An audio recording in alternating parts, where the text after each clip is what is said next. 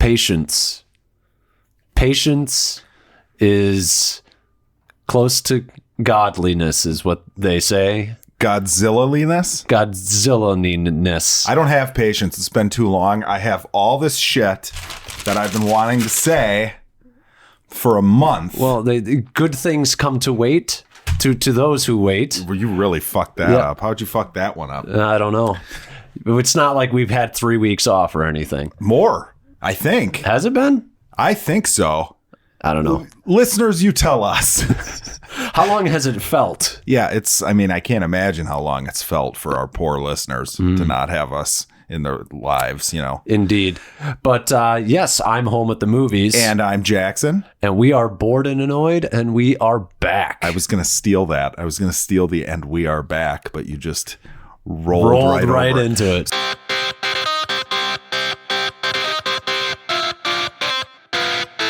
Bored and annoyed. So yeah, let's start with we're back and our plans for the show. Sure. So basically, Alex has, because he's the talented one of the two of us, he has gone out of his way to create some fun little bullshit segment break tunes or whatever. Mm-hmm.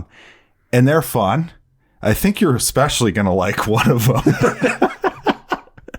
It's not for the faint of heart, that's for sure. So here's okay. So my goal with this is I would like more interaction from you, the listeners, in the show.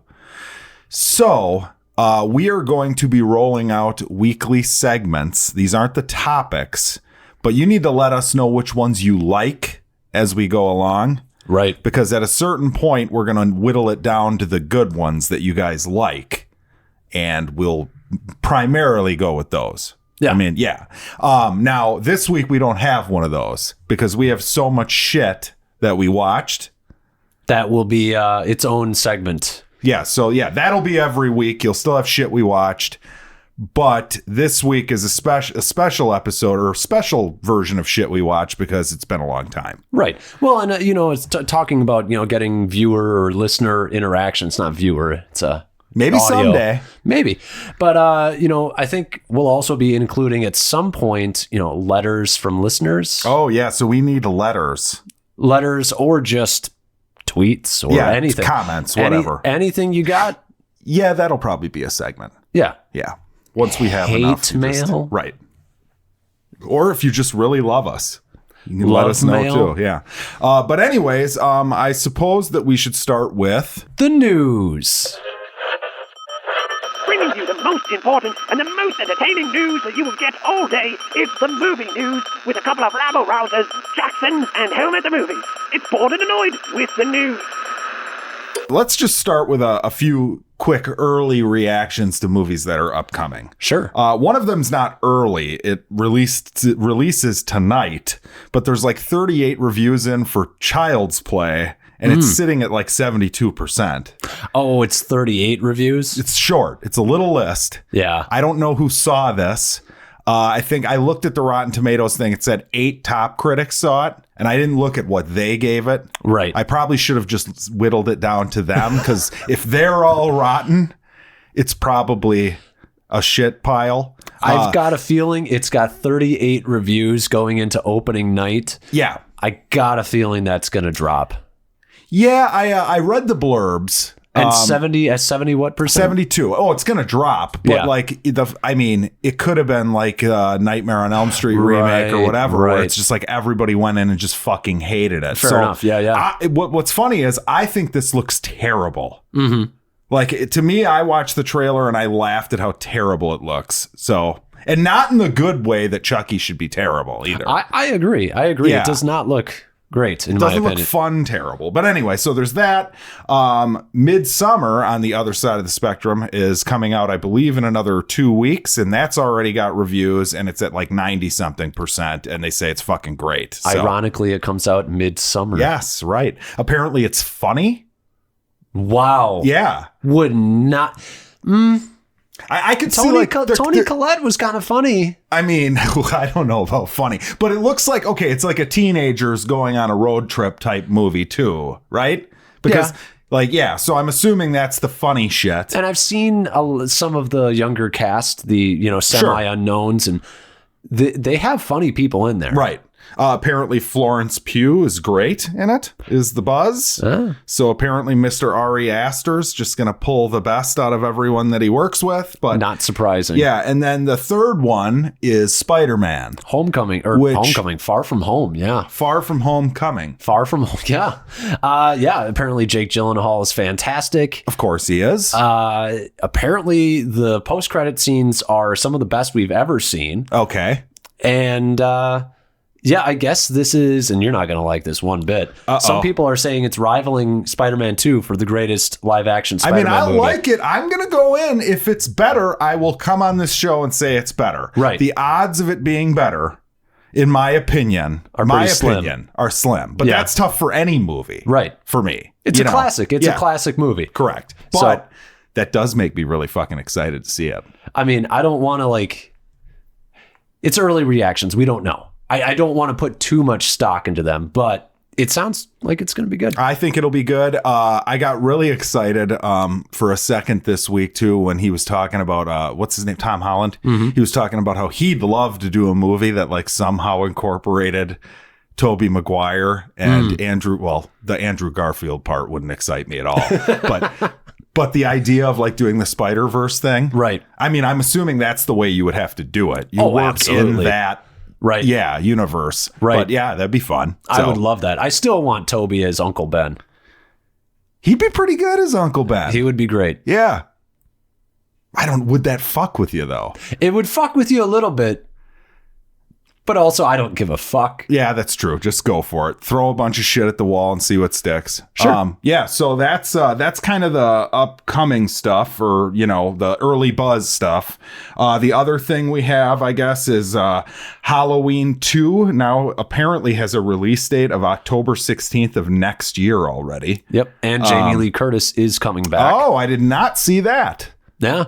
Why wouldn't she be? Right. Well, I mean, it's kind of like her thing. Yeah. So. I mean, I'm excited because the first one was fun enough. I didn't think it was fucking great. I was hoping for greatness, but I thought it was fine. I thought it was pretty good. I think everybody can go back and listen to that review, and you can listen to me go from it's fine to slowly starting to hate it the more I think about it. Well, that one was tough too because I feel like everyone's expectations were really high because it looked really good. I did have really high expectations. Yeah. But I was let down. That's for sure. But I did like Jamie Lee Curtis in it. She was good. And then let's see here. Oh, this is my favorite story that I've heard recently. Bond 25 drama. So apparently there is drama on set of Bond 25. This is the rumor. Cary Fukujima Watanabe, or whatever the fuck his name is. Cary Joji Fukunaga. There we go. Yeah. Fukujima. Culturally insensitive. Anyways, he apparently was 3 hours late to the set one day because he was playing PlayStation and he was in a hardcore game of something and he was 3 hours late. Where does this delayed report, filming. Do you remember where this report comes from? I would have to look. I saw it. I should cite it. It could be bullshit. Right. It could be bullshit. But apparently the next day, everyone kind of went on strike and wouldn't work. Whoa. So, so here are my thoughts on this. Right. If this is true, this talented guy might be a bit of a prick, and it might explain the whole it thing. Maybe he's just a prick. Right. Who's good at what he does, but he's an asshole. I mean, maybe. This is a maybe. I'm speculating. Okay, I don't tend to like to quote Kanye West. Okay. But Kanye West went on Dave Letterman's new show, the one he's got on Netflix. Sure. Yes. So he went on there and he said, you guys want all this crazy stuff, this crazy sets, these crazy songs, crazy everything. Chances are it's going to come from a crazy individual. Yeah, I suppose. And it tends to be that if you're talented, you just happen to be an asshole. I mean, that's what's wrong with you. But no, I just Googled it. So IndieWire has it, Express has it, Uproxx has it, Cinema Blend. Fox News. It's not true. I feel like we buried the lead there. I am being called talented and a genius. And a prick. And a prick. Well, I guess, yeah, I'd trade it. Absolutely. Yeah, that's true. Absolutely. But yeah, I thought that was kind of a fun story. Apparently, the other problem they're having is, of course, Daniel Craig got injured again. And what's his name? Queen guy. The Queen Rami guy. Malek. He apparently is doing Mr. Robot too, so he has to like fly back and forth and do both. Yeah. That's kind of I was about to say it's a rough gig, but it's a rough gig being in one of the most highly celebrated shows and franchises of all time. And he kind of had a blurb where he was like, oh yeah, it's really tough. And I wanted to be like, there's people that work like 60-hour work weeks in 100-degree weather roofing. I think, I get it, but he's probably working over 60. True, but it's not. But he's also acting and also flying getting paid around and getting paid hundreds of thousands, if not millions of dollars. Right. So, we would work a lot harder on this podcast if we made that kind of money. I'd say. Note to the listeners. Yeah. Right. But last couple things. So we got the Avengers quote unquote re-release. Yes. I'm not sure if it really qualifies. It's more of a re-expansion with new content. Okay, so I think they're doing this to beat Avatar. I don't care that they're doing that. It doesn't bother me because Avatar is released twice. And what people need to remember is Avatar 2 is coming out. Yeah. They're going to re-release Avatar again. They are. And everybody's going to want to go see it again. And it'll be interesting, like maybe... And Disney owns them both. I know. So exactly. They're just trolling everyone. Like they don't give a shit. It really could be one of those things where they just ping pong back and forth because Avengers 5, do they just release Avengers? Yeah, they'll do the same thing they've done. But the problem is there's so many of those. I don't feel like it's as much of an event. Like they'll come out with the Avengers, marathon or whatever. I would argue that it's not as much of an event, but since the characters are more beloved than Jake Sully, maybe you might have more of an emotional connection from people than blue people. No, that's true. But when the Avatar movie comes out and they redo Avatar in 3D on IMAX, like everybody who was there 15 years ago as that, I'm going to go see it again just for that experience because it was fucking amazing in the theater. It was a good experience. It's one of those movies that just has not held up to multiple viewings for me. To me, it's James Cameron's worst work. Sure. I'd like to see how much money did Infinity War do in this little re-release thing they did for Avengers Endgame because they played it again. They didn't re-release it full-fledged, but they're not going to do that with Endgame either. No, it's like I said, it's more of a re-expansion. Right. This is I don't understand. Like people are like, oh, it's such a cynical cash grab. It's like, what you do? Yeah, it's called movies. It's called making money. It is, yeah. Okay. So yeah, you're right. Avatar is going to take it back when they re-release Avatar. I don't think Avengers will take it back again because the way that they'll do it is they'll do the same thing they've done where it's like, okay, well, we have the 4:00 showing of Avengers 1 and then the 7 and then the whatever, but it's not going to be like, oh, we're going to play Endgame for 3 weeks. Right. Well, and my thought was with this re-release is this the best time? I feel like you release this in the fall when all of the competition of the summer is gone. Do you think it's going to get the 40 million that they need? Well, the thing is right now at its pace currently, it was going to be about 20 to 25 million shy anyways. Okay. So really the question is can it hit another 25 million off of where it was originally going to end up? Sure. So do I think it can get that? I think it's going to fall just short. Oh, really? I think it's going to fall 5 to 10 million short because I think the re-release is too soon.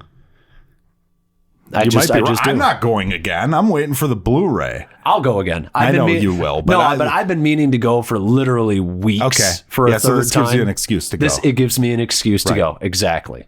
So you've only seen it twice. I've only seen it twice. Wow. Yeah.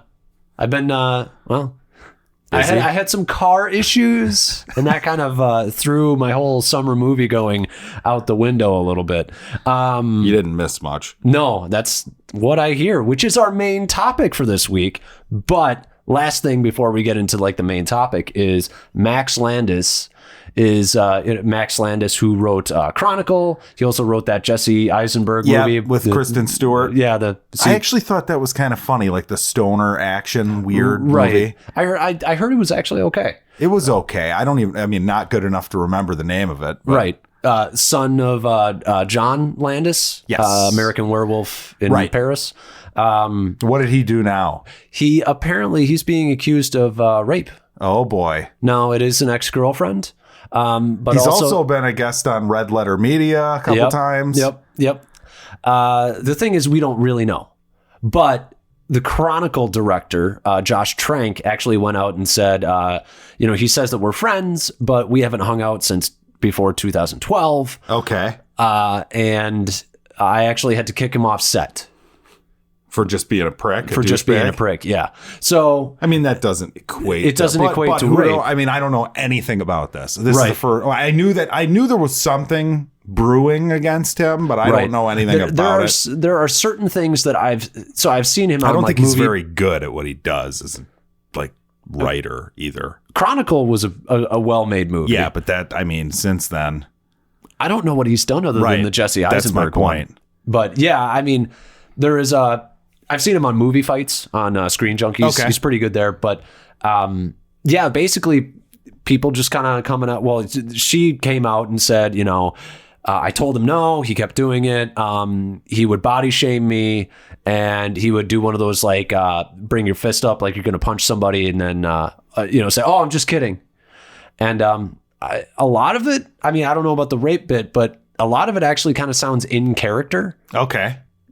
Just based on how I've seen him interact with other people. So the way you're explaining it reminds me of the singled out Talking Dead guy like story. Right. Which, nobody was there but the two people there. Right. And they have clearly there's a contentious relationship there. I don't know. I mean, I don't like him personally. I actually did not, before this, I wouldn't say I was a fan, but I didn't mind him. Right. Okay. Well, yeah, I mean, he's a guy who comes out and talks on, you don't hear from those people very often. So it's kind of interesting. That's what I like. I like that he had the balls to go out and say this movie sucked and this is why. Right. Yeah. And he worked in the industry. That's basically career suicide for most people. Yeah. Well, sounds like he's not going.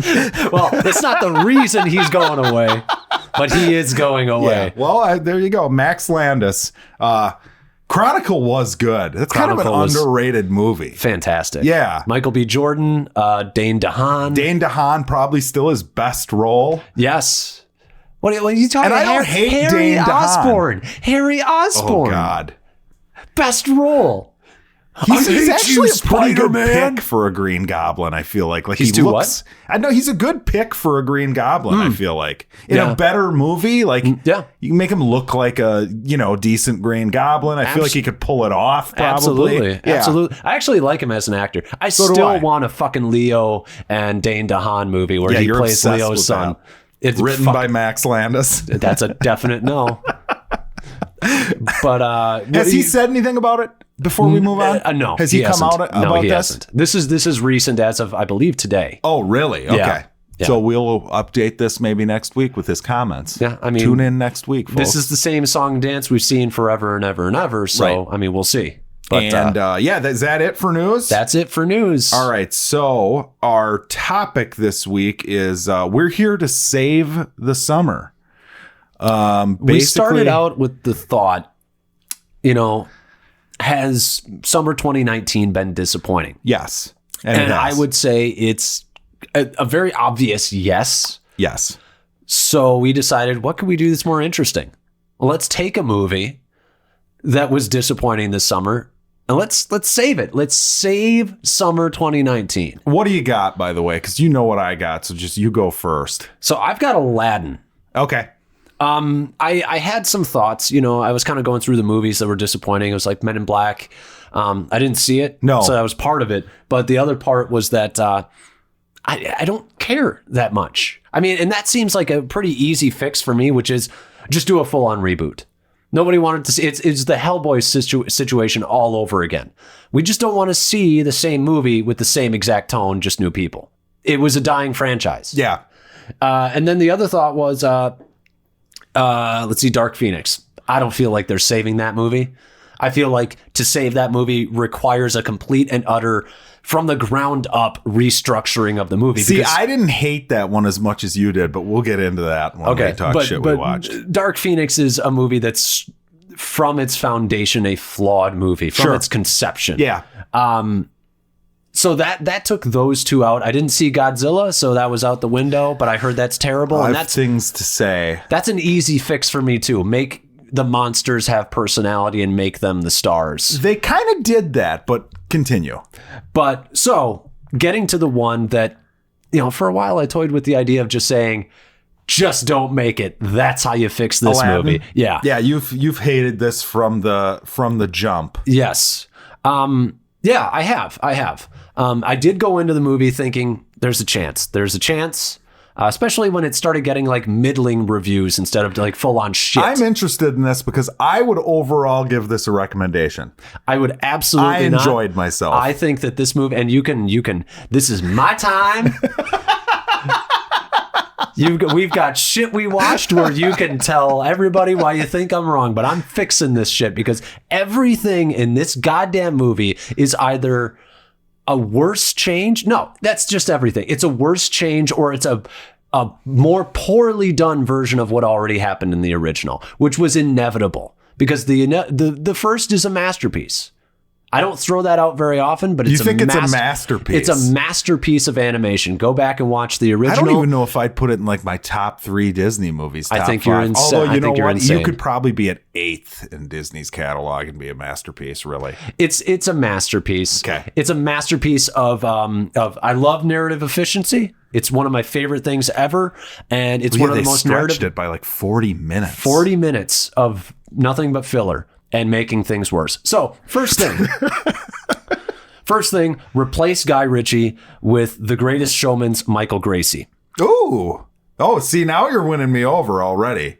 Easily would do the musical bits a lot better because the musical bits had terrible choreography, terrible camera work. Cinematography was just atrocious during those bits. You know what's funny? Like the bits in Showman looked grander. Yes. Than this movie that cost probably 7 times as much, 10 times as much. Yeah.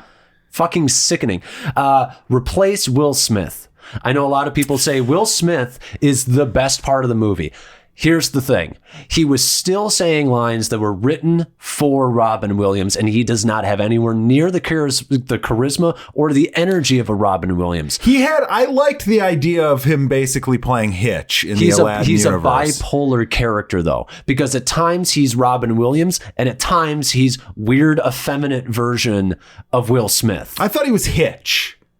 Basically, remember that movie where he trains up Kevin James? But he's 2 people in the movie because he still does the weird impressions from time to time. He just does them horribly. I thought he was fine. Come on.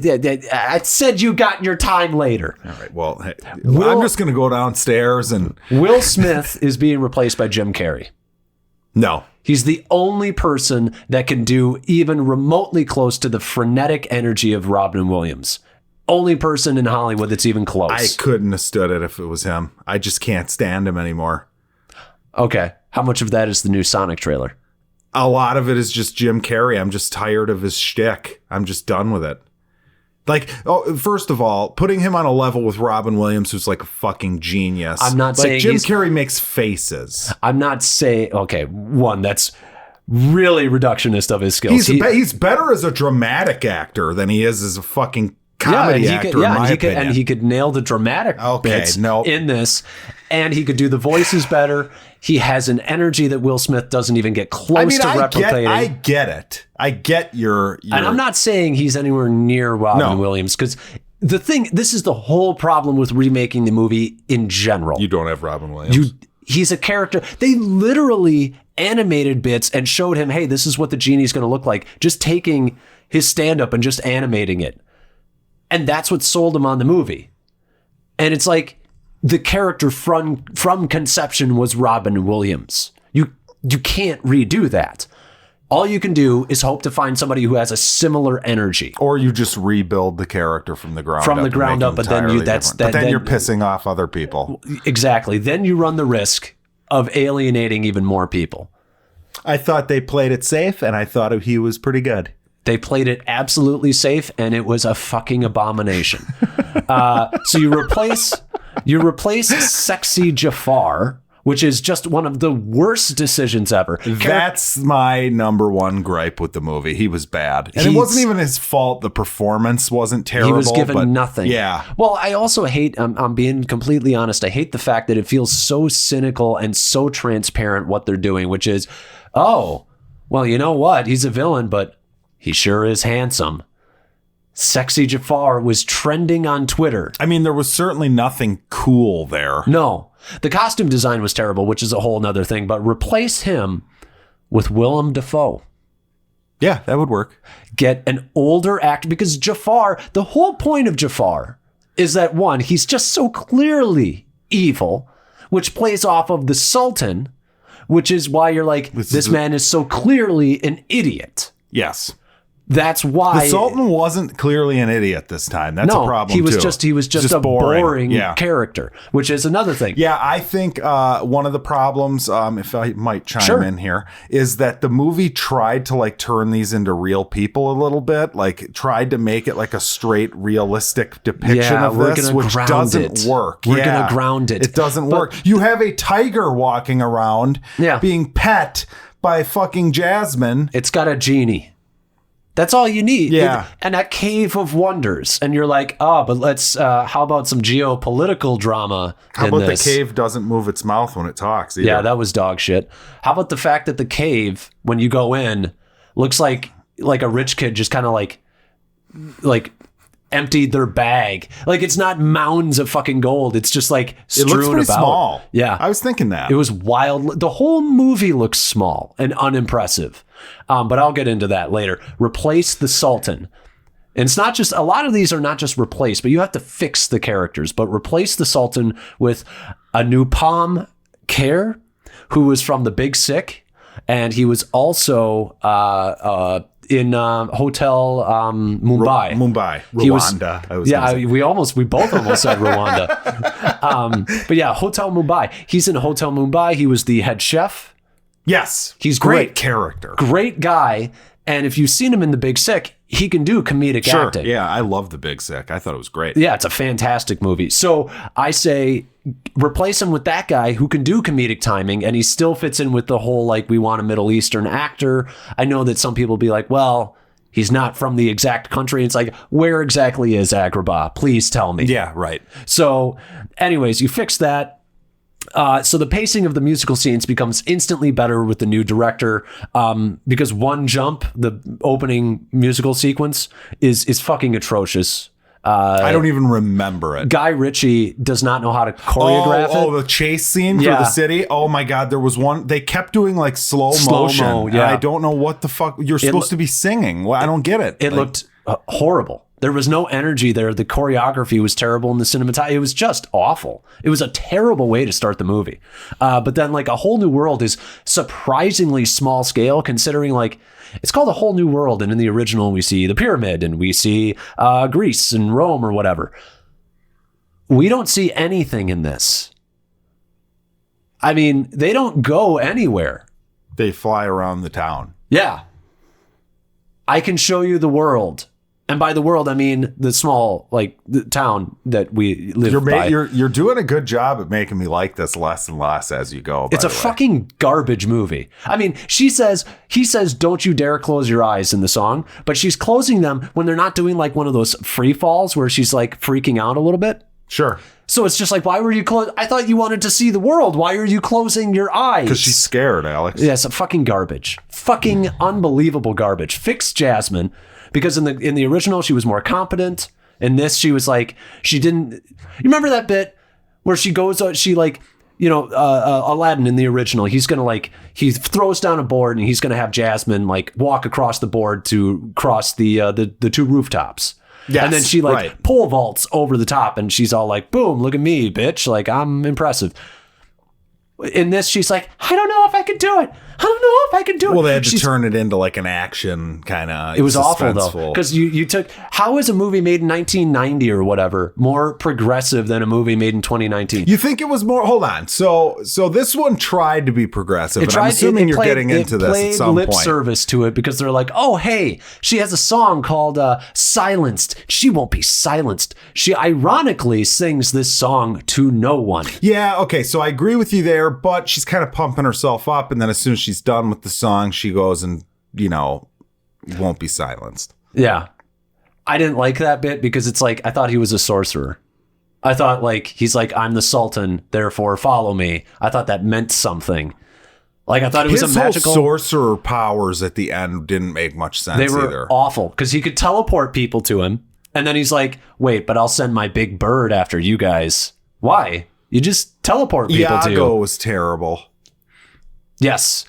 That's the other thing. Because that was them trying to play it straight again, where it's like, okay, you can't have Gilbert Gottfried like in the movie doing a fun, stupid character. Now, I didn't come up with a cast for these two, but make Abu and make Iago characters again. Iago, you just fucking throw fucking Gilbert Gottfried back in it. I would love it. Yeah. I would love it. Because he is Iago. He would have loved it, I guarantee it. Everybody in that movie is their characters. They just You're probably are. Right. And I mean, I guess you could do like Kevin Hart is the new Iago. I don't like it that much, but it would be better than Kevin what we Hart got. And Will Smith. Everybody'd be like, oh, they're turning Aladdin black. Yeah. But Abu is not really a character in this. I liked the fact that like in the original, like there's that bit where like Aladdin hands like the homeless children his food after he went through all that shit at the beginning. You're like, oh, what a nice, awful guy he is. But then Abu is like, yeah, and he like takes a bite of it and he's like, fuck you kids, I'm not going to give it. Yeah, they should have done that. And then he regretfully gives it to them. He's not that in this. He has no personality. The only thing he does do is he steals what's-her-name's thing and Aladdin has to return it to the castle. Yeah. I don't remember what he steals. It's like a bracelet. It's a bracelet, which is a scene that doesn't work because there's a person in the bazaar that knows Aladdin by name, and apparently everybody knows that Aladdin is a liar and a thief in this town. But they're all friends with him. And he's like, oh, hey, Aladdin, whatever you say is totally trustworthy. Oh, you're just helping this is your sister? Go to the doctor? Oh, cool. I hated the fact that they changed it so that he was going to cut off her arm originally, in the original, a thief gets their arm cut off or their hand cut off. That's what it was back in the day. That was the law. Here, they're like, I'm going to take your bracelet. Way to make a cartoon remake even more childish than the original. Yeah, well, that's today's world, man. It's fucking garbage. Let's see. Fix Jafar's motivation. His motivation of I don't want to be number 2 is so stock and so terrible. Just have him be evil, and I'm fine with that. Yeah, Disney has a thing where they like the Scar type character. That's a Scar motivation. Yeah. It works for Scar better than it does Jafar, I think, because like Scar's a character. Yeah. And Jafar in this really wasn't interesting at all. I mean, the thing Jafar, the Scar in the original Lion King movie was interesting. Like, he's more of like a real full fleshed out like motivations character, whereas Jafar is just the mustache twirling evil fuck who's fun to watch because he's evil. And lean into it because it's a performance driven thing. Yes. It's not so much like a motivation. Oh, I can identify with him. It's like wow, this guy is just so charismatic to watch. Right. And I hate the fact that they took out his rendition of Prince Ali.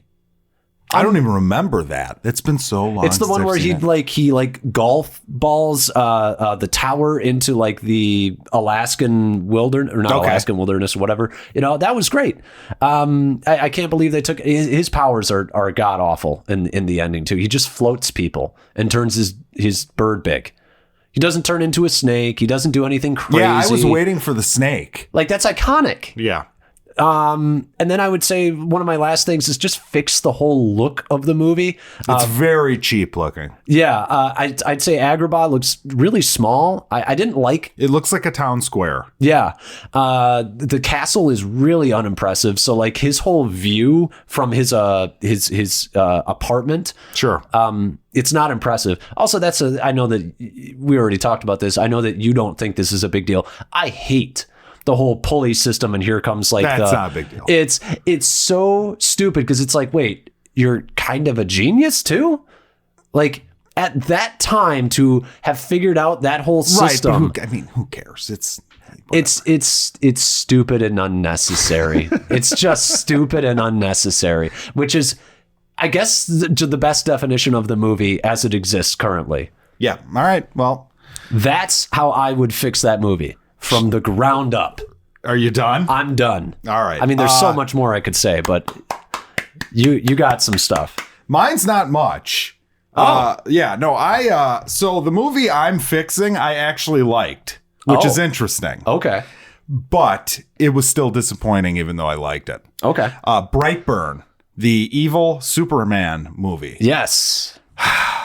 So what I thought I was going to get when I saw the trailers for Brightburn, what I was expecting was kind of a unique take, like what could have happened on this child's journey in life that would have turned him bad instead of making him good. Right. That's what I wanted. Mm-hmm. That's what I expected.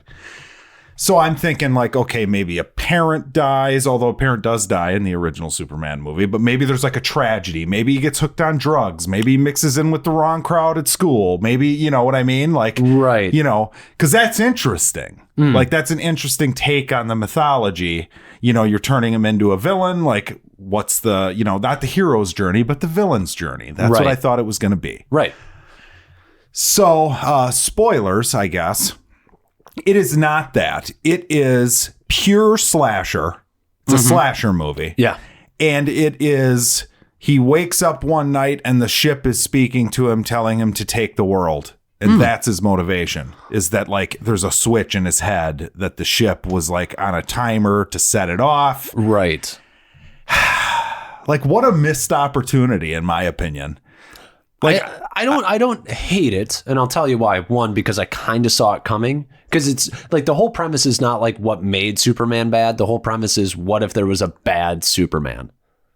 I know, but like he just came and he was bad. But you think about like the way they presented the trailers was like it was pretty much a Man of Steel trailer with Superman. So I think about all the like Man of Steel shit where like he's having the memories of like all the things that happened to make him the way he is, and like his dad instilling this, you know, maybe he has parents who find him who are drunks, you know, like maybe that's the twist. Like I was thinking about the Superman Red Sun graphic novel where he lands in Russia. Like that's interesting. Yeah. Like what would happen? Right. And no, we didn't get that. Instead we got fucking slasher movie, which I liked the movie. It was fun. The fucking gore was great. Yeah. I just wish it was more of a drama. And the way I would fix it, like I said, I would have the kid, like basically the end of the movie can stay the same. Like the last hour of the movie can stay like slasher or whatever. Right.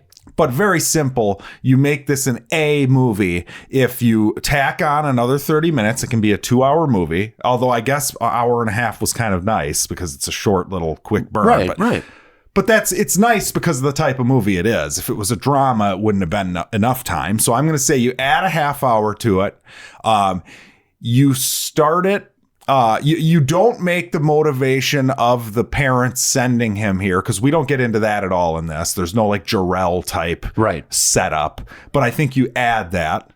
You add something like that. It's, you know, because everybody knows what this movie is, so you don't have to worry about looking like a ripoff, because that's the whole point of the movie, is to be a ripoff. So you do that. You have him sent there with good intentions. He lands. Two nice farmers are on their way to pick him up. They get hit by a car and die.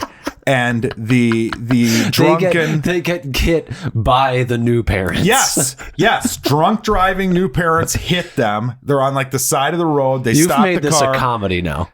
Well, no, it's a tragedy because they raise him. Fucking hilarious. They raise him like really fucked up. You'd Like have to- he you- goes to school like he's like the bad kid who like does all the like this kid's he just had no chance. I'm just right? going to ask you a question. Sure. Good people, you see them and they're just, oh shucks. They're driving their car and they're like, oh, what was that? Ma stent? And then You just call him Kent. Fuck it. and then They're the Kents. maybe they'd be able to get away with that, maybe they wouldn't. It's a name. It is a name. You don't say their first names. I know, but you get real close to I mean, copyright they infringement. get close anyways in this. But then I'm just saying, they get hit by a car and Right. these drunk, bumbling, awful people come Okay, up. fine. You don't Maybe laugh. I'm taking it a little far. I mean, I'm just saying I would laugh. Okay, it's fine. Then you do a more dramatic version of that, but you get my point. Right. You need to have the motivation of the kid not be the fucking convenient voice speaking in his fucking head. That's boring. That's boring. What would be interesting, I mean, you could even take the idea of there is a voice that's telling him to kill everybody and his parents are telling him to be good, but something happens that makes him snap and see that the voice is right. Sure, you could do it that way, but the point is, like, okay, Superman's my favorite superhero. Right. So what's interesting about Superman is he's this refugee who has all these powers and he still can't save the people around him, but he somehow manages to be a good person in spite of that, and he Right. doesn't use his powers for evil because of the upbringing that he had. Right. That's the interesting backstory. Mm-hmm. This movie is that, except the only difference is that the ship wakes him up one night and tells him to kill people. Right. That's, to me, Was is he- a was he- missed opportunity. Was he a good kid before? Yes. Really? Yes, they present it as That's a little bit he's of a a missed good opportunity, kid, yeah. and the voice comes and basically like he finds the ship because the ship calls him out there. Right. And once he finds the ship, he starts to like be mad at his parents because they lied to him, which you could do that. But the thing I don't like is what makes Superman Superman isn't because there was a voice speaking to him telling him to be a good guy. It was because of his upbringing and whatever. So I was expecting some sort of play on that, like, one of those moments, like a butterfly effect type thing. Where he took the wrong path and instead of becoming Superman, he became this fucking asshole. Right. Yeah. You could have like the Loki motivation. I thought it was this. Sure. You told me, yeah, I'm not that. Right. Sure. And you play into that and you make the people like feel for the kid. I didn't feel for the kid. He was just fun to watch because he was ripping people apart. It was great. Right. But the other part is the ending. Okay. So there's a great part of the ending. There's a great Is there like ending. a Batman? Should I just spoil this? Yeah, for you? go You don't for care. it. So he kills his dad, and then his mom says "I love you" and starts to give him a hug, and then he realizes she's trying to kill him too. He just carries her up almost to outer space and drops her. Oh, Jesus. That's pretty much the ending of the movie. But then they cut to Yondu or whatever from Guardians of the Galaxy. Oh. Yeah. What's his name? Michael Rooker. Yeah, Michael Rooker. And he's a newsman, and they're setting up like a Justice League thing. He's a newsman? Yeah, like it's like him doing like the news, and it's like they're setting up that like all over the world there's these terrible things, like evil versions of all the superheroes. So that's the setup. Are they all children too? Because that would be pretty. I don't know if you great. saw how close up on him, but Okay. I would assume that's the idea. So it's the like evil mini Justice League. Right. Yeah, which okay. Kids say the darndest things. It's I would be excited if this movie actually happens, and I would imagine it would because I think this movie was made. Okay, I want to say that about this movie, by the way. I think it had like a $7 million budget. Mm-hmm. It's fucking outstanding what they did with that budget. Because like the effects, like the kills, they look great.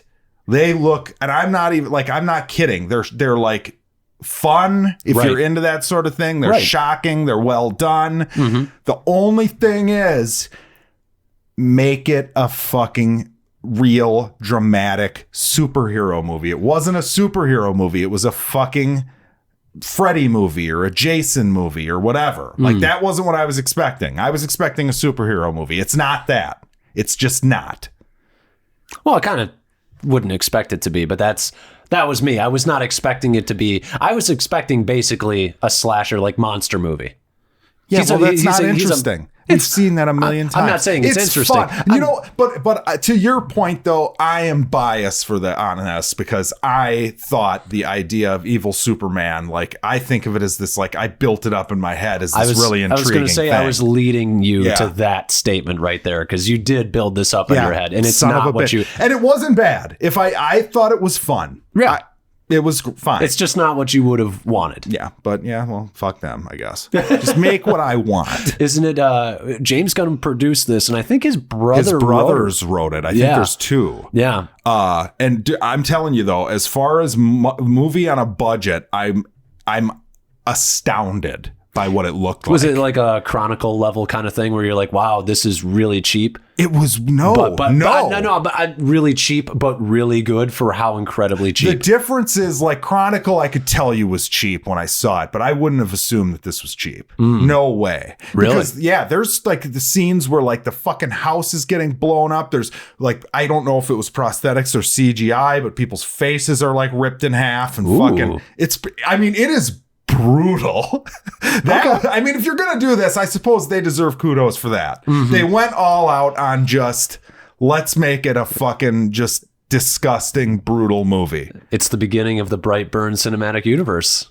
Well, and you know what? That kind of annoys me. Because here's another thing that you gotta follow. They can't just make the next one like, okay, what happens now? Right. They have to do the universe. You know? Because now the next one isn't just going to focus on him. It's going to be the universe. So I didn't feel like I really got to know the character in the first movie because they didn't really focus on that. This is one where it can just take a playbook, rip a page from the DC playbook and just go right to like your big team up movie. We'd be fine with that. You're right, though, because it would work better for this because who cares? Exactly. Yeah, that could actually be fun. And then you could do spin-offs after that. But right now, it's not like people are like, ooh, I want evil Aquaman. I guess that maybe now people want that. I would like to see, okay, so maybe I'll get my movie in the form of like the Batman character in this universe because you can't just have a random thing tell him what to do. He's got to be a person, right? Yeah. So he's got to be a sick, twisted person. Yeah. Preferably a child, please. Like something fucked. A psychotic child. He's easy. Yeah. His parents were killed in front of him and it fucked him up. And he's an asshole. He's like Bruce Wayne, only. Yep. Yeah. There's some great stories about stuff like that. There's the Batman Who Laughs, where Batman becomes the Joker. Yeah, there you go. It's a fucking phenomenal. Steal that shit. Make it a real story. But yeah, okay. Well, that's it. That's the topic for the week. So now we're on to our most famous of segments, Shit We Watched. Whoa. Shit we watched. Please, IG or tweet us your thoughts on that one. I need to know. A lot of fun to make. He sent this to me, and I was honestly, I hope you don't mind, Alex. I was shocked. And appalled? Appalled, but then I was like, is it just too disgusting to pass up? So we're going to use it. Until it is brought to our... Let's give our listeners a little bit of credit. Okay. They're here for the real deal. They can handle it? They can handle it. All right. The fiance had a jaw drop. Did she really? Yes. That explains why she's not here right now. Yeah, she's disgusted. She's canceled the wedding. Oh. Yeah. So he's just telling me that everybody else can still show up. Yeah, there you go.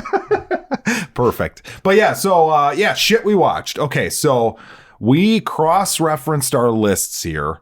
Unless you watched any of the shows that I watched, we've only got 2 on here that we've both seen. One of them we pretty much already dealt with in Aladdin. Yep.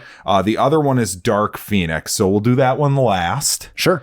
But I'm going to start with a little bit of a rant about annoying fandom. Oh, okay. In reference to Godzilla, King of the Monsters. Oh, I know where this is going. Because the fans, the movie sucks. Yeah. It stinks. I mean, full transparency, it's the reason I didn't see it was Jackson and actually I had another friend who's like a lifelong Godzilla fan. Both walked out of it and hated it.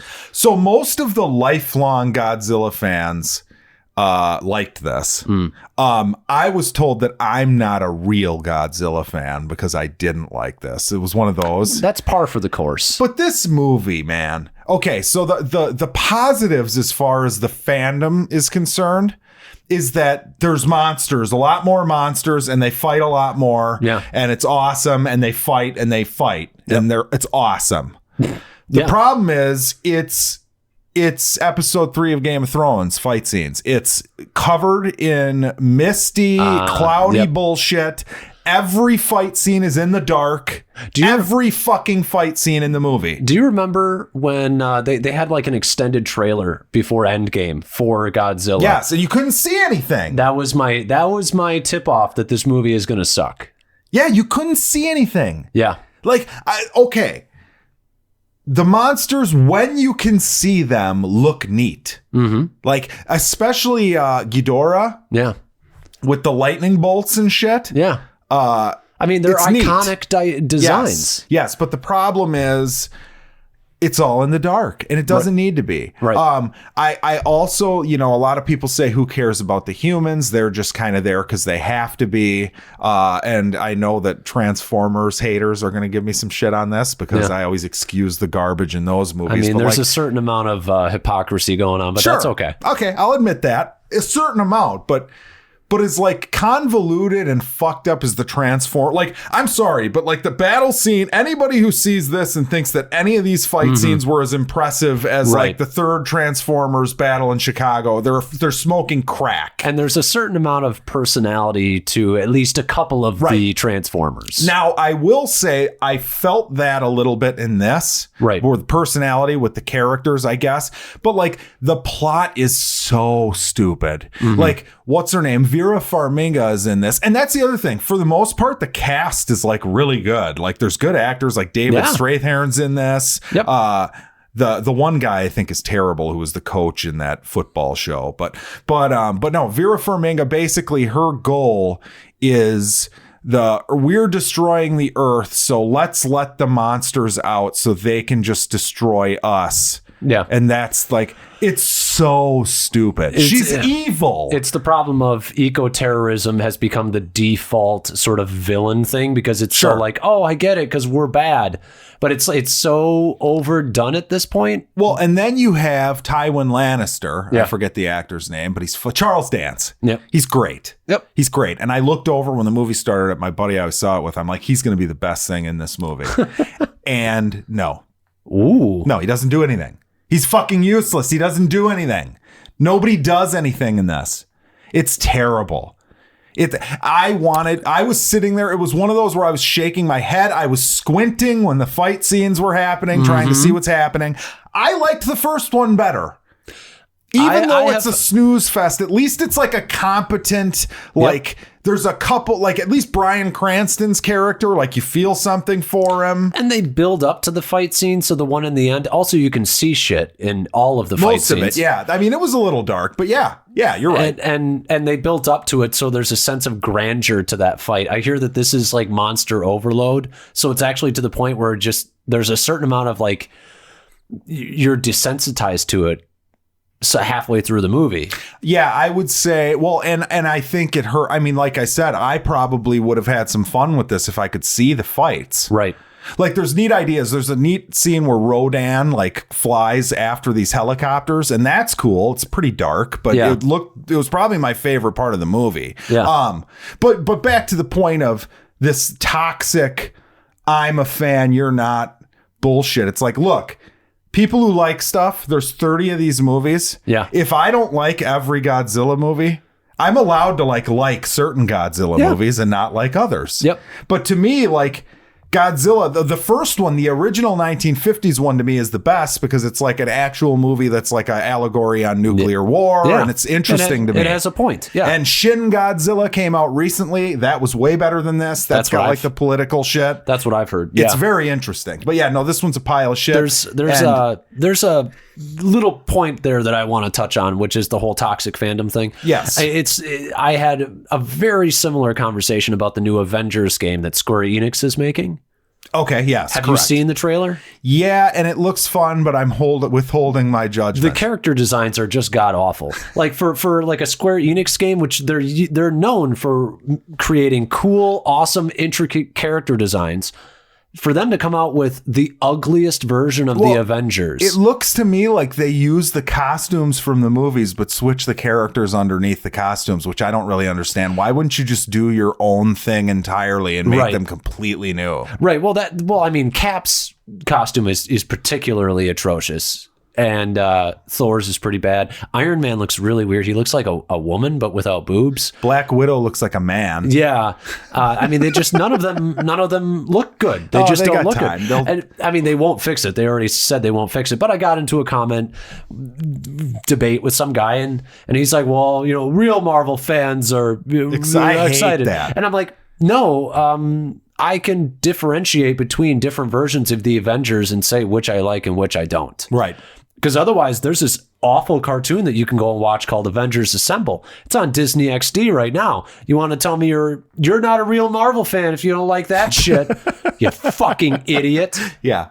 Well, I mean, this is the same shit that the prequel people have been doing. But their point was like, Godzilla's always been this. And it works when you're watching a 1980s even, or like a movie that's trying to be old school Godzilla. Right. It works because there's a mood you're in, but this is a big budget Hollywood movie now. Yeah. You have a different standard to hit. Yep. And if you're going to make this big special effects movie, you got to make sure I can see it. Now, I am going to watch this again on a TV because I would be interested to see when it's a 4K TV. Well, because I'm sure like, if I could see it, it probably looked great. Maybe. I don't know. But the point is, and I saw it at AMC, which our AMC blows. Yeah. It's the worst theater in town.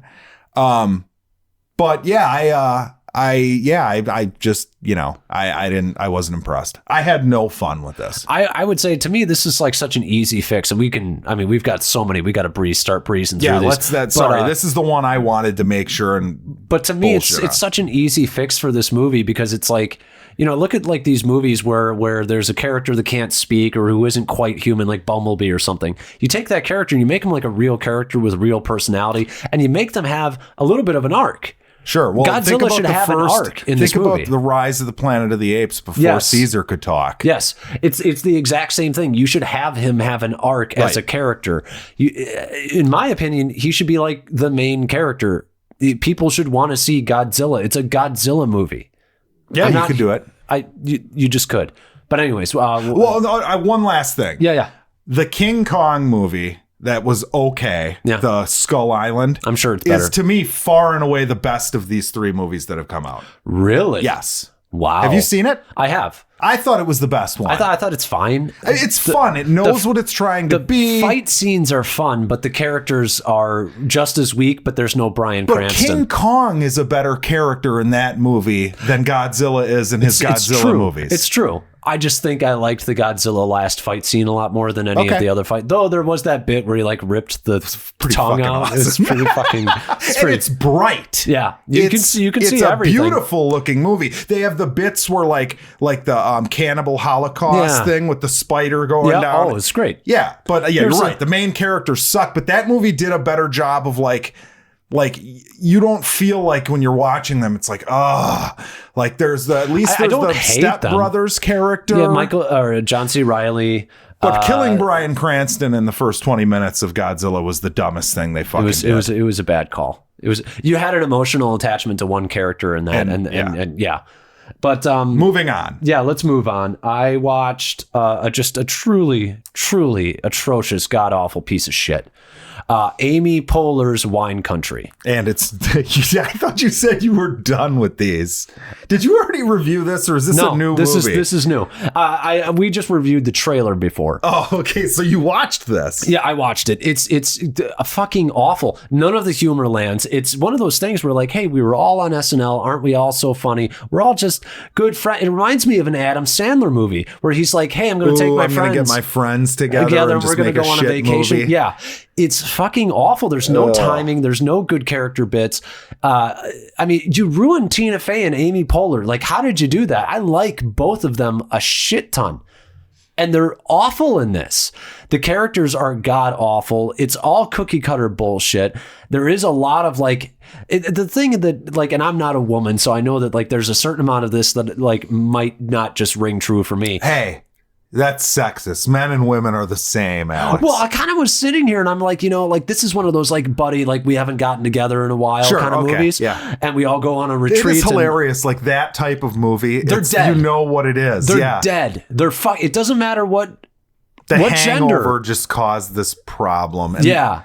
It's fucking off because they do the obligatory, hey, we're going to get drunk. Hey, here's the drugs. Here's here's the one who wants to you work. You liked Tag, though. I did like Tag. There you go. Is that an exception? I feel like a little bit something different. I feel going like Tag's fine though. It's not great. It's like a C. You're right. Know? Yeah, you're right. There's not going to be a great one of these probably. But like the thing that like just blows me away about this is how off all of the timing is on all of the jokes. It's just astonishing. My whole point is like, it's like women, like, hey, we're all friends and we like all lift each other up, that kind of thing. Like, oh, I love you girls and stuff like that. And you're my bitches and stuff.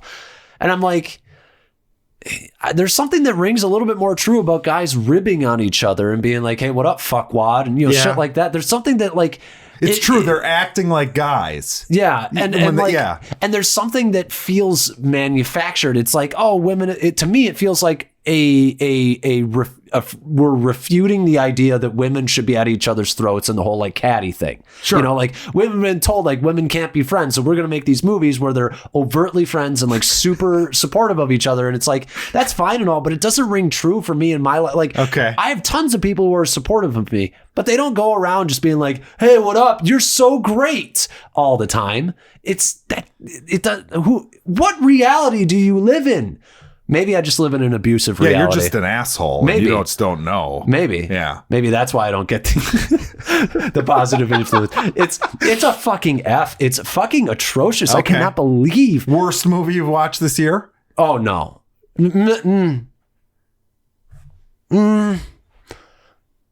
Maybe objectively the worst, but I hated Aladdin more than this. Yeah, you're offended by Aladdin. Yeah. Yeah, okay. What else do I have? Oh, I've got the good music biopic. Ooh. Rocketman. Yes. Fucking Rocketman. Great. It did everything that the Queen movie fucked up. How was the choreography? It's great. And the songs, like, it's not like they're performing the songs. The songs are worked into the story like a musical. Okay. Like he's sitting at the table and then an Elton John song plays that relates to the scene. Right. Yeah. Gee, what a concept.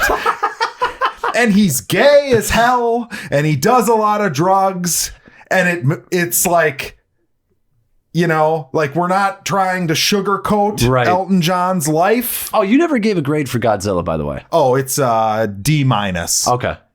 I want to give it an F, but maybe it doesn't deserve Go one. for it. Fuck it, it's an F. Let the hate flow through But no, Rocketman was fucking great. I loved every second of it. The performance by Taron Egerton is amazing. Yeah. I just really like him, I guess. I like him too.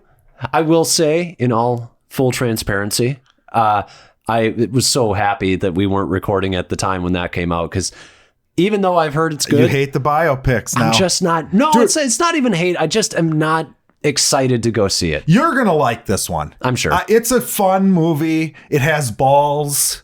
Not well.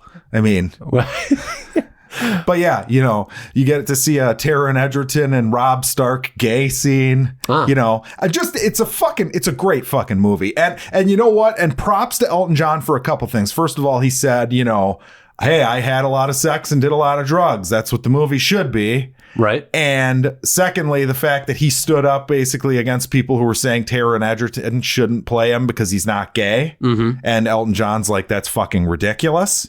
Which I think us two both agree. Absolutely. Who gives a fuck? Nobody, you know, It's called acting. If you want the goal to be that everyone is equal in the eyes of whatever, and you want people to say, oh, I don't care if he's gay. Who gives a fuck? Like me, I don't give a shit if someone's gay. Right.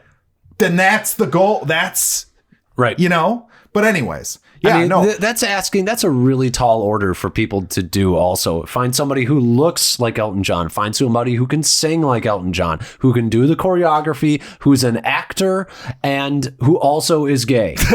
I mean, yeah, it's true. Yeah. I mean, oh, wait, we got all those other boxes checked, but Taron, are you sorry. gay? Are you gay? Get the fuck out, Yeah. Taron.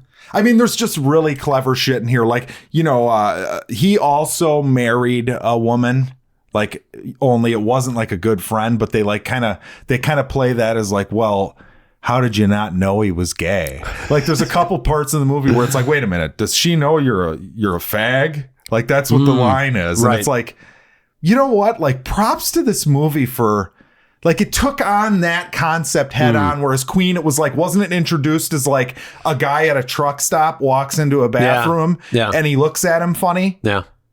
Like, you know, for that movie being directed by a gay guy, you would think it would have had a little bit more pride about it. well, I think that's why Sacha Baron Cohen left the movie, was because Queen came in and they wanted to sterilize the movie to make Freddie, you know, they didn't want to like fuck with Freddie's legacy. Right. And I think Elton John was just like, fuck it.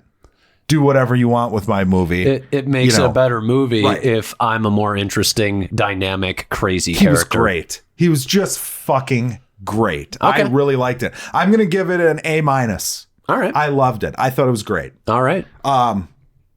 Anything else you see in theaters that you want to cover here? Nope. I saw, let's see, I've got two other ones that are Netflix viewings. I saw Always Be My Maybe. Okay, I heard it was good. It's good. Is it better than the Crazy Rich Asians? Uh, In the I think- battle of the Asian I think it's- romantic comedies. I think it's more my style. I don't Okay. know if it's maybe better, but it's less saccharine. It's less Okay. like, it's romantic, but in romantic as in like realistic romantic. Not like fairy tale romantic. Yes. Okay. Yes. The comedy is very down to earth. The two leads are just so likable. It's ridiculous. Keanu Reeves shows up, plays himself. Okay. It's a must see. I got to watch this. I got to watch this one. The thing is about the Keanu You're not Reeves the first person to tell me it's great, by the way. I really enjoyed it. I enjoyed the hell out of it, actually. And there's like a twist in this that I did not see coming. I was like, wait. Okay, don't. This is happening now? Okay. There's one of those where you're like, wait. All We're right. here? Now I'm getting more excited to watch it. But the thing that got me a little bit was they made Keanu unlikable, which like I did not think was possible. Is he like a prick? He's a prick. Oh, that's sad. Yeah. But he's like one of those pricks that like is like, you know, when I met Gandhi. So like, he's the guy who saw the shit plop into the toilet in our music, our little intro bit. How'd you get him to do that? Keanu is a really nice guy. But yeah, I would give that like probably like a B or B plus. Oh, really? Okay. Yeah. I was expecting an A. No, it's a B plus. It's not great, but it's good. Okay, it's very I gotta good. watch it. The last thing that I saw in theaters, I think, outside of Dark Phoenix, which we'll tackle next, was The Dead Don't Die. Sure. James Jarmusch. Scaramouche. I fucking hated it. Oh, I wanted to kill myself in the theater. right. I was so Worst bored. movie of the year so far? Objectively, probably not. There's probably something I saw that was worse, like one of those, that horror movie, with the La Llorona or whatever, right, something okay. like that. I don't know. There's something worse, but it wasn't me. Adam Driver? It wasn't my movie. Adam Driver wasted. Bill Murray wasted. Adam Driver has probably, and I forgot the line, but he has the best line in the movie. He made me laugh one time decently well, but there's a couple plot threads in here. Like there's one involving little kids in like a juvie center that doesn't go anywhere. I thought it was going to be more of a movie like, okay, so The Dead Don't Die. I believe the title, what he was going for is like, these movies won't die and we're sick of these movies. Let's make a boring, but let's make it a boring, shitty movie because I think zombie movies are shitty. When to me, I like zombie movies. Like, so it's a zombie movie made by a zombie movie hater. Yes, that's what it felt like. Okay. And there's characters that pop up, like Selena Gomez is in it for seemingly no reason. They do this thing where like a gas station attendant like really likes her or something. There's a spark and they slow the camera down and like sparkles come out around her head. But then that's it as far as doing that. There's a fourth wall breaking element where one of the characters knows they're in a movie, but none of the it's fucking. I was sitting there like me and my buddy who watched this. We spent the whole time like whispering to each other, trying to figure out what the goal was of the movie. Like, what is this? It's like it's deadpan humor that's purposely bad. Favorite awful. Here's a joke. Joke example. So zombies come into the diner. They eat the fuck out of the people in the diner. Bill Murray gets called over by Danny Glover. To come like, oh, they're dead here, whatever. And Bill Murray comes outside and Danny Glover looks at him and goes, what do you think it was? Like a wild animal or something? You know, something that would be said in every... Right. Yeah. And then Adam Driver shows up and he walks in and then he walks out and he says, you know, what do you think it was? Like a wild animal?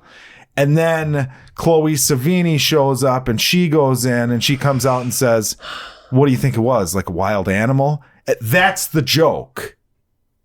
That's the joke? That's the joke. I think. See, this is like joke writing 101, which is like jokes come in threes, but there should be a change on the third. No, that's the joke. That's bad. That's the joke.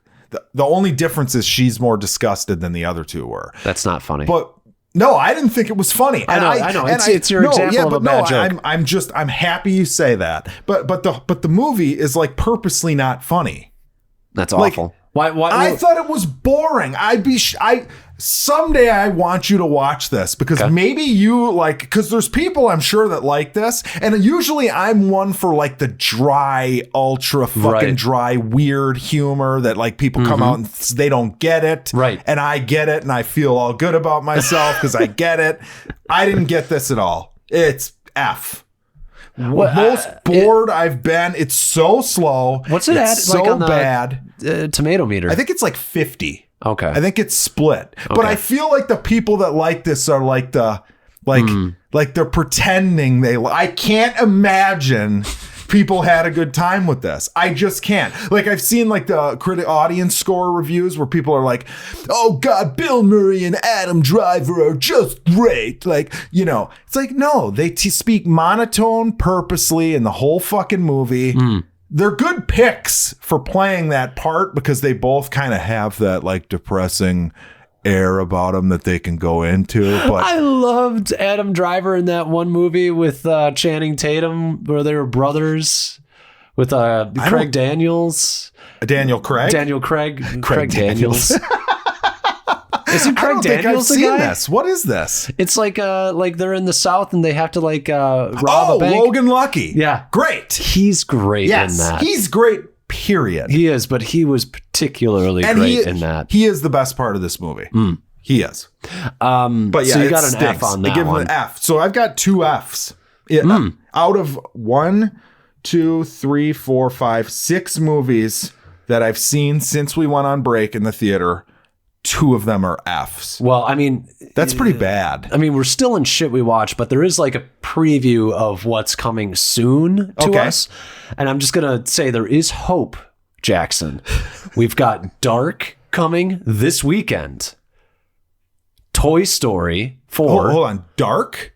That's The what I show? saw. Yeah. June 21st.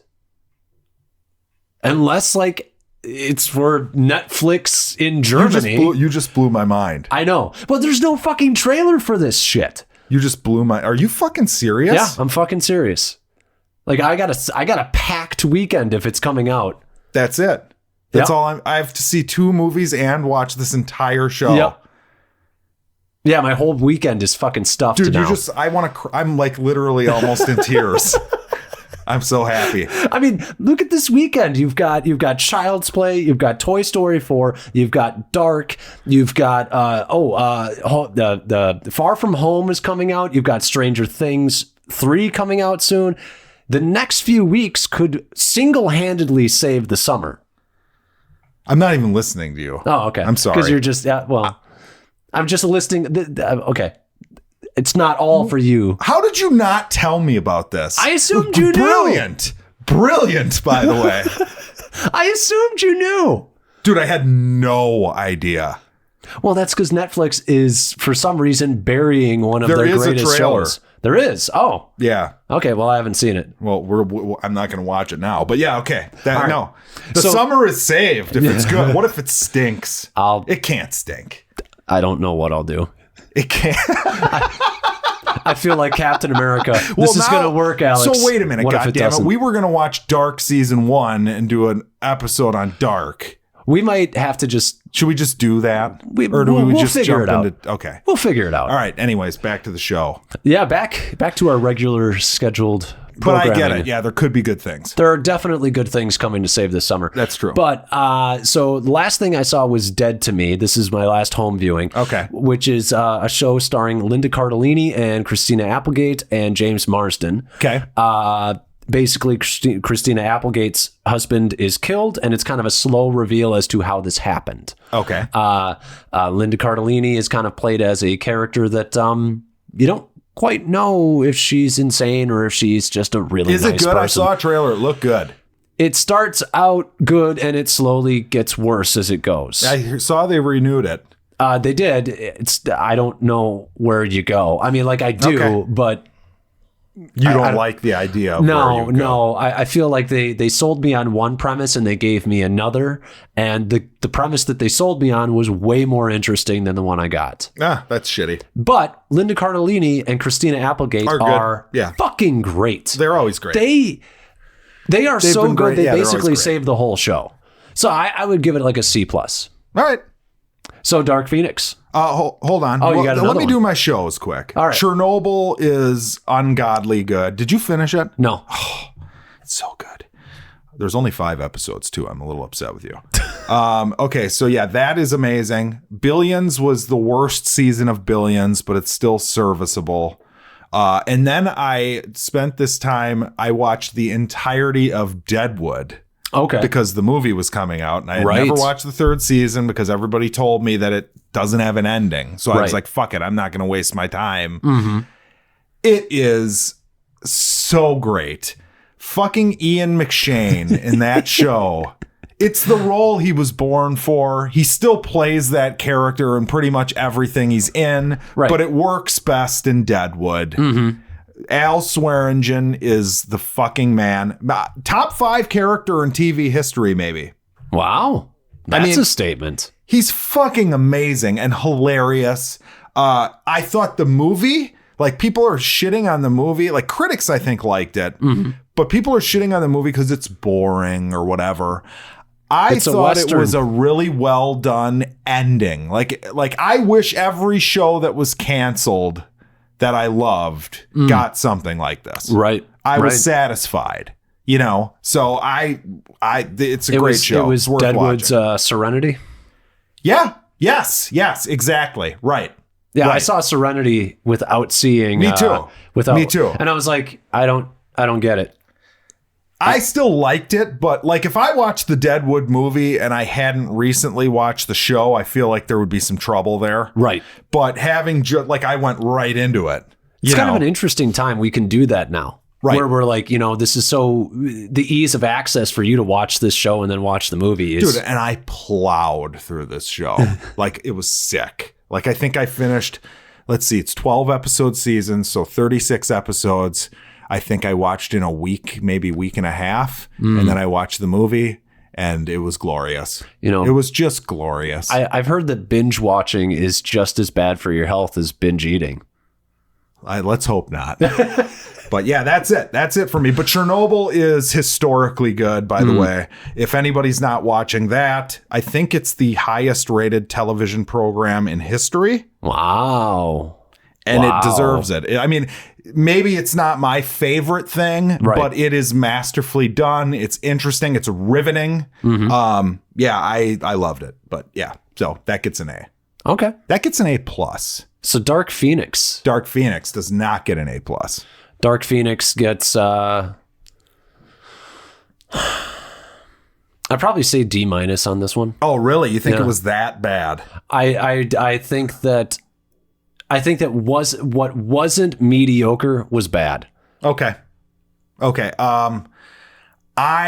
After Apocalypse, which I despised. It's an absolute F. I watched Apocalypse and I wanted to walk out of the theater almost the entire movie. Yeah. This one, it doesn't make much sense. This movie doesn't. Yeah. Like logically, there's a lot of shit in here where it's like, okay, well, first off, you had to have used the neuralizer on me because none of this lines up at all. Yeah, how about the fact that she had Phoenix powers in the last one, but now she gets them from the thing? Well, how about the fact that she ends up in a love triangle with James Marsden and Hugh Jackman in 5 years? Yeah. It doesn't make any sense. But aside from that, the Professor Xavier and Magneto have a really rough 5 years. Yeah, they do. Right. Yeah, none of it makes sense. Yeah. Well, and okay, I'm glad you said those two because they're the best part of this movie. By far and away. Not even close. Oh, even though Professor X, they kind of fuck with a little too much, but I liked the idea of him being... He was also right. At the end of the day, they really were one mistake away from all the good that they had being taken away. Yeah, that's true.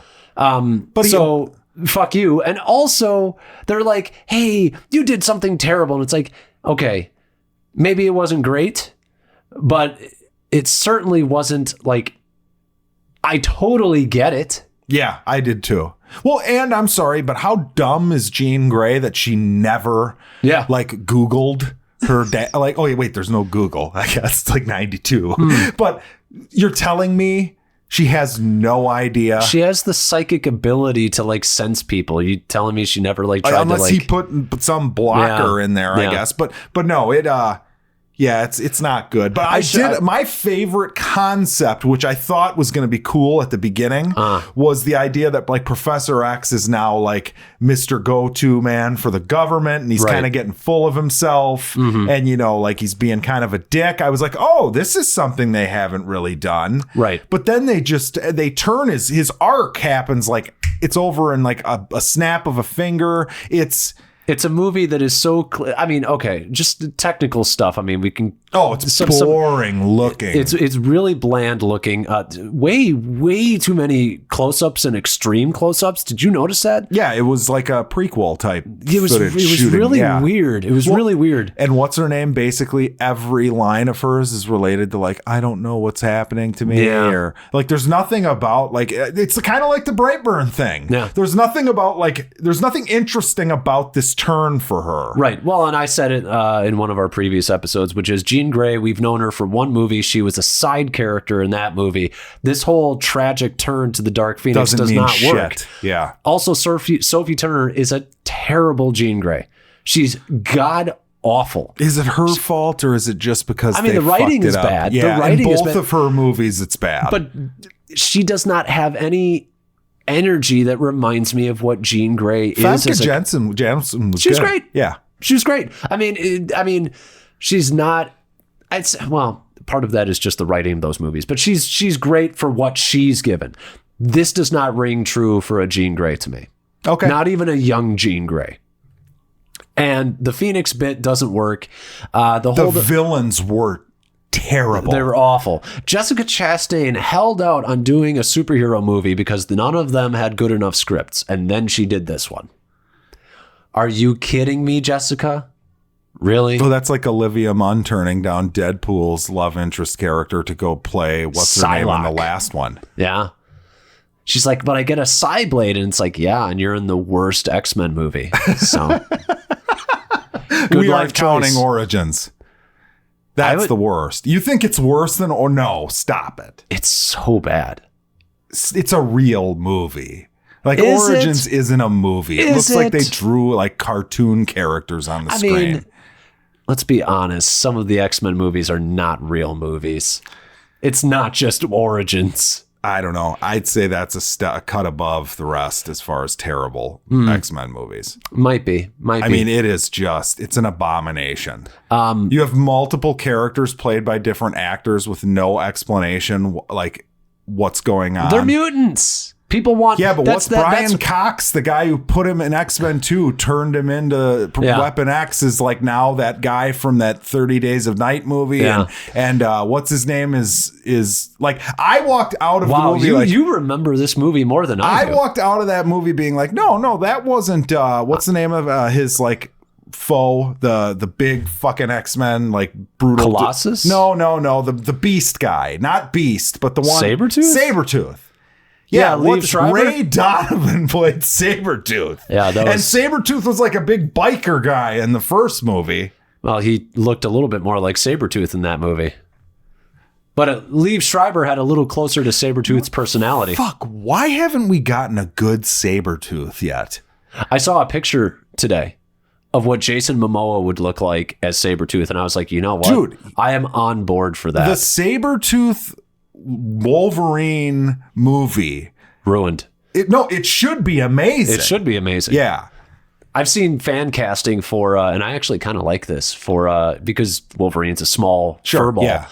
Daniel Radcliffe, if he could bulk up, like if he could just like put on some attitude though. Oh, I think he's a good actor. I actually think he probably could pull it off. Okay. He can pull off a good American accent. I know that. Based on what I saw from Swiss Army Man. So God, that movie is it's kind of fantastic. It is. But Dark Phoenix is it's just bad. It's more offensive because they had it. This is their second go, and they make a lot of the same mistakes. It's astounding. It might have. There's aspects of it that I liked better, just because that one's more of a cartoon to me. The Last Stand. But overall, I think The Last Stand's a more entertaining, better movie. It's a more entertaining movie. I like the characters better because I've gotten to know those characters in those roles in the previous two good movies that were out. Kelsey Grammer is Beast. Yeah. I mean, you still have a good Magneto in that one. You still have a good Professor X. And now you've got Kelsey Grammer, and you've got characters that we've grown. I mean, yes, it is the end of Halle Berry's accent arc, where she just abandoned it completely, which is fine because it's like terrible. You were bad at it. It had Rogue, who we cared about at least a bit. I just hated this movie. It's not the X-Men. That's the big thing. It's like, I just don't even want to talk about it. It's just bad. It's just lame and boring. It was lame, boring. But I'm going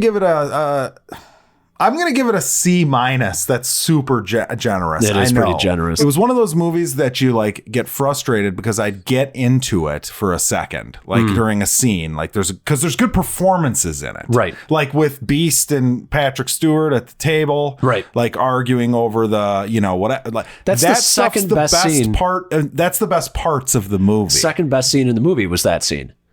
The other scene that was good was the very one. No, the very end where it's Eric. Yes. And that was Xavier. Great. Can I just get the movie of them in like a resort somewhere on vacation. Like, I mean, but the thing that gets me is like the fact that they're still like the X-Men movies have never grown with the times. That's their main problem. They never learned how to grow with the times and grow into what a comic book movie is now, which is big and bombastic. We can take over the top stuff now. The fact that Magneto, a guy who never struck me as like a bohemian type, is now living in like a metal junkyard on an island. Comic book Genosha is a fucking meteor that's circling you're right. the Earth. You can go over the top with it. You could. But see, I like the idea. Like, I hope there's still small scale. I don't mind that it's like smaller scale. I think they did their real big movie, I guess, with Days of Future Past when he's like flying around with a stadium and shit. But you do a small scale character driven drama with interesting characters, and your main antagonist in this, or the crux of this movie, Jean Grey, is like, there's nothing there. She's a vacuum. Yes. As far as like charisma goes, and as a character, and as an interesting situation. She's just the whole like, this is another thing too. We've seen a crazy lady be super powerful. It's so overdone in comics. It's like what they do when they don't know what to do with a female character. They're like, oh, she gets super powerful and she goes crazy. That's lazy writing. Yeah, there's no reason it can't be interesting. Also, I'm sorry, but Phoenix was a good character for like years before she became Dark Phoenix. I know so you got to have good Phoenix first. We haven't done that. We've never done that. Why couldn't we do that? And then build up to this like darker thing. Also, the fact that the Phoenix doesn't have like a personality of its own, like the Phoenix Force would talk to Jean Grey in the comics. Okay. They would interact. No, that takes too much work. Yeah. To do something like that. That might take like a multi-movie arc and an interesting idea. Well, in all honesty, I saw Jessica Chastain and I was like, oh, she's the physical embodiment of the Phoenix Force. So I was like, that's kind of cool. That could be fun. It's like in Jean's head. She's talking to her. No, she's just an alien, I think, who comes to Earth because the Phoenix Force destroyed her planet and she wants the Phoenix. I don't know. And then we've got the climax on a train. She's the reason there's a big fight at the end of the movie. That's the only reason she's in the movie. It's why everything in the movie rings so hollow, is because it's so manufactured. That's why they're there. I just was shocked I didn't hate my life while watching it. That's the best I can say. I'm going to give it a C- because I did not hate my life while watching it. Oh, it does have the worst line in the X-Men franchise. And this is beating out "I'm the Juggernaut, bitch." Oh, wow. That can't be true. Yeah, it is. The women do most of the saving on this team. Oh, yeah. You might want to change the name to the X-Women. Terrible. Yeah. She was awful. She slept through the movie. She used her power to turn into Jennifer Lawrence. That's how she never turned into anyone else. Also, the fact that they're still underutilizing Cyclops. Nobody's a character in this. Well, Cyclops and Jean love each other now. They just told us they did, so it must be true. So I'm totally on board, and I believe it. Right. Fucking unreal. Oh, Beast just joins Magneto because he's like, let's kill my friend. Because you're right. It's garbage. Oh, Magneto just like pulls a subway car out of the ground because it looks cool, even though the fact that there's car like buses and everywhere. Yeah. Dumb. Just am I supposed to be impressed? Like I said, he flew around with a fucking baseball stadium 2 movies ago. Right. It's inexplicably small scale, and it's for its detriment. Right. Well, and it's small scale. Like, you can do small scale, but it needs to make sense. Also, why is Nightcrawler now like a vengeful killer when he's supposed to be like super religious? God, they have such a good cast in this. Oh, like, yeah, it's crazy. That's the kid from the Alpha. Alpha. Yeah, it's amazing. Like, you look around and it's like they're all pretty fucking good. Yep. But half of them, well, okay, not half of them. One of them really doesn't care anymore. And the rest are just like, well, I guess we just have to read the lines. It's clearly best when Michael Fassbender or fucking what's his name are in the movie. James McAvoy. Fassbender's the best. He's the only person that had cool power moments. Yeah. Everything else was like, I'm sitting here and I'm like, as somebody who's read comics my whole life, I'm like, why don't you guys ask like comic book fans like what would be an interesting way to use powers or what's an interesting team up? Because it's all stock. It's just them fighting by themselves. It's just, oh, I'm Storm, so I shoot lightning. Oh, I'm Cyclops, so here's my... No innovation. No, you're right. Unbelievable. You know, Michael Fassbender, he's a pro. Yeah. Like, he's going to give it his all every fucking time. Oh, my God. Like that scene where him and Sophie Turner are fighting over... What a joke. Fighting over the helicopter. Yeah. And he looks like he's the man, and she looks like she's never done. But it also looks terrible because they didn't shoot it in an interesting way. It's just two people like gritting their teeth like they're taking a shit. It's like watching Dragon Ball Z without like the auras. It was awful. Well, I feel bad for him. Oh, absolutely. He went for it. Right. That's the point. That's my point. He looks like he's going for it every time. Yep.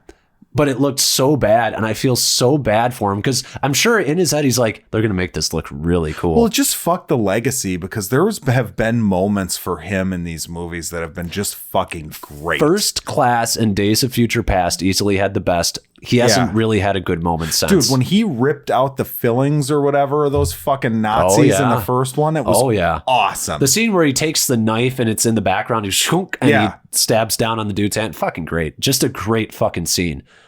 Just unbelievable. Just a great fucking scene. They've completely fucked it. I mean, I can't believe they ruined it. These last two have ruined it. Well, it's the problem of these guys signed contracts. They signed contracts in the hopes that Matthew Vaughn would be the one who's directing these movies. And he left after the first. So Singer made a good one. Then he made a terrible one. Yeah. And then this jackass made the last one and he's done. Yep. Way to go on your first try, man. But yeah, is that the show? That's the show. That's the show. All right. So the goal is to watch a lot of shit this weekend. Alex just made my whole weekend. I'm going to be shut in my fucking house, I guess. But yeah. All right. We'll see you next week. Nothing says summer like having your TV on all day.